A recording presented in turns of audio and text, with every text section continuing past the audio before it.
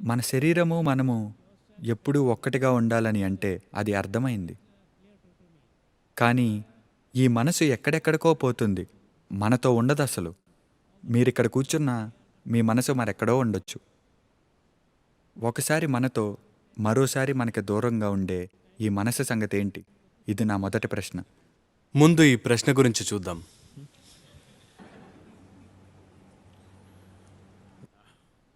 మన మనసు కూడా ఎక్కడికి వెళ్ళదు.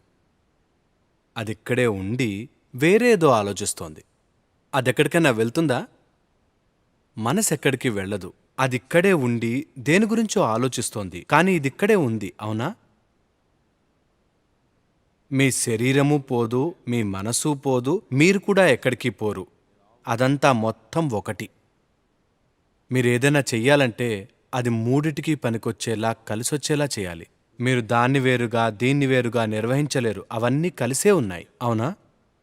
మీ మనసు ఎక్కడికి వెళ్ళదు. మీరు పోగొట్టుకున్నారా ఏంటి?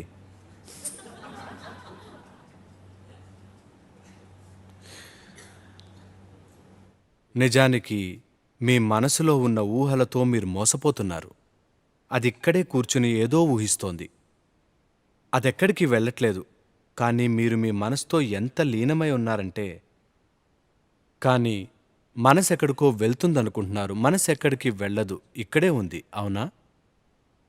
మీరీ విషయం అర్థం చేసుకోవాలి. మీ మనసు ఎందుకిలా అదుపు ఆపు లేకుండా అంతులేని ఆలోచనలతో ఉందంటే, మీరు కాని వాటితో మీరు గుర్తింపు ఏర్పరచుకుంటున్నారు.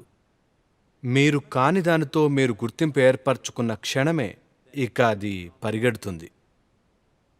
ఎన్నటితోనో మీరు గుర్తింపు ఏర్పరచుకున్నాక మీరు మనసును ఆపాలని ప్రయత్నిస్తున్నారు. నేను చెప్పేదేంటంటే, కొన్ని వేల సంవత్సరాలైనా కూడా మీరు దాన్ని ఆపలేరు. మీరు ఈ తప్పు గుర్తింపుల పర్వం ఆపేస్తే అప్పుడు మనసు ఒక అద్దంలా అవుతుంది. ఊరికే ఉంటుంది. ఉన్నది ఉన్నట్టుగా చూపిస్తుంది, అంతే. మనసు అలాగే ఉండాలి.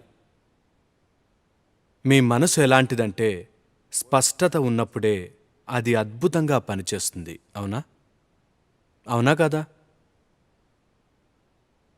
మీ మనసు ఇక్కడ ఉన్నది ఏది పడితే అది ఆలోచించడానికి కాదు. జీవితానికి అది అవరోధం. మీకు మనసు ఉన్నది జీవితం పట్ల స్పష్టత తీసుకురావడానికి. కానీ ఇప్పుడు మనసు పెద్ద గజిబిజిగా మారింది. ఎందుకంటే మీరు కాని వాటితో మీరు గుర్తింపు ఏర్పరచుకున్నారు. తర్వాత దాన్ని అణిచిపెట్టాలనుకుంటున్నారు. అది కుదరని పని. మీరు చెడు ఆహారం తిన్నారు. దానితో కడుపులో గ్యాస్ పుట్టింది. దాన్ని ఆపలేరు మీరు. చెడు ఆహారం తిన్న తర్వాత పరిణామం అది. మీరు కానిది మీరనుకునే నిరంతర ప్రక్రియ ఎప్పుడూ నడుస్తూ ఉంటుంది.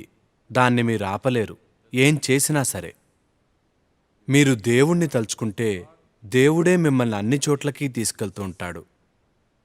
ఇప్పుడు మీరిక్కడ కూర్చుని ధ్యానం చేస్తూ ఒక బార్ గురించో, రెస్టారెంట్ గురించో, స్నేహితుడి గురించో, సినిమా గురించో ఆలోచిస్తూ ఉంటే హఠాత్తుగా ఎవరో వచ్చి దేవుడి గురించి ఆలోచిస్తే అంతా సరిపోతుంది అంటే, కృష్ణుడో లేక రాముణ్ణో తలుచుకుంటే మీరు సినిమాకి రాముడితో కలిసి వెళ్తారు.